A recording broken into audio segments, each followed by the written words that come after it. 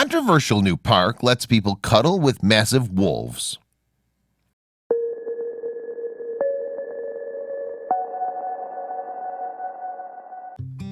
More often than not, wolves play the villain in pop culture. Whether a big bad wolf is ready to blow a little piggy's house down or gobble up Little Red Riding Hood's grandma, it seems they're always on the wrong side of our fairy tales. It might be tough to shake images of a snarling mouth packed with sharp teeth, but one park in Colorado is working overtime to change that image.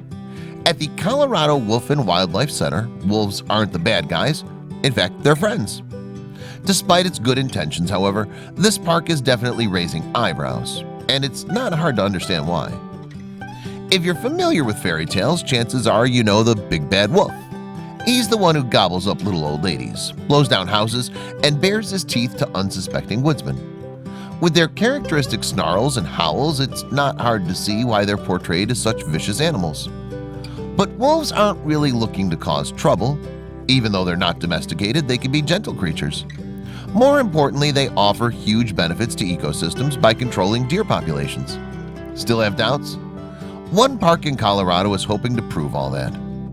The Colorado Wolf and Wildlife Center is located in Divide, Colorado, and it's about a 2-hour drive south of Denver. The park's mission's simple: educate the public on wolves and foxes while giving both animals a safe habitat. There you can get up close and personal with wolves. Very up close, in fact. The park opened in 1993 when its founder, Darlene Cobabel of Lake George, Colorado, rescued a wolf dog named Chinook. The species was a controversial one. About 250,000 are born in America every year, and nearly 80% are given up or euthanized before the age of 3 because their owners can't properly care for them. For a decade, Darlene's wolf dog rescue fielded up to 15 calls per day from people wanting to give up their hybrids. Eventually, she wanted to move from rescuing to educating people about wolves and wolf dogs, which would hopefully save more of them in the long run. Thus, with a lot of hard work, the Colorado Wolf and Wildlife Center, CWWC, was born. At the CWWC, you can find just about any wolf species you can imagine, from the gray-furred timber wolf to the snow-white Arctic wolf. The center even helps Southwest native Mexican gray wolves. That's a lot of wolves. You can do more than just learn about wolves at the CWWC. You can experience the wolves. Yep, with meet and greet opportunities, you get to pet the wolves, nuzzle the wolves, or get on all fours and howl along with them. At certain points in the day, visitors can actually get involved in the wolves' mealtimes and pass a little chow their way.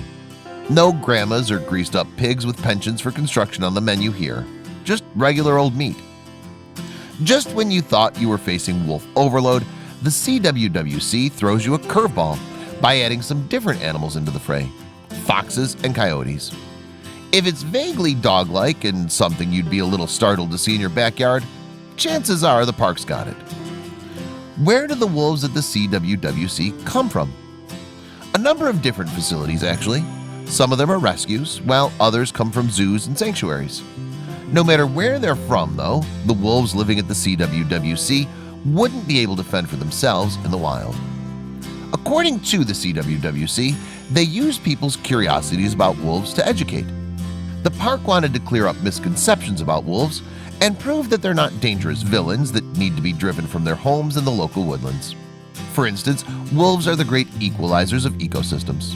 Primarily, they feed on large, hoofed animals like deer, elk, and moose. By hunting, killing, and eating the weakest of these species, wolves not only control the populations, preserving resources for them, but also ensure that those who avoid a wolf's dinner plate are healthy and fit. And wolves eat a lot. Depending on the wolf and his or her situation, wolves can eat between 2 and 20 pounds of meat per day out in the wild. Just imagine cooking a few steaks on the grill for a family barbecue. Now cook 10 more and you've had enough meat to feed a hungry wolf. Luckily, the Colorado Wolf and Wildlife Center has the space and resources to provide for so many wolves. On the park's premises, there's a 2,000 square foot barn that can hold 5,000 pounds of meat. Now that's something to howl about. For the most realistic wolf experience, the CWWC also offers a full moon tour, which is exactly as it sounds. Once per month on the full moon, the CWWC brings a few guests out on a tour where everyone howls at the moon with the wolves after a few drinks. Just don't bring your werewolf friends.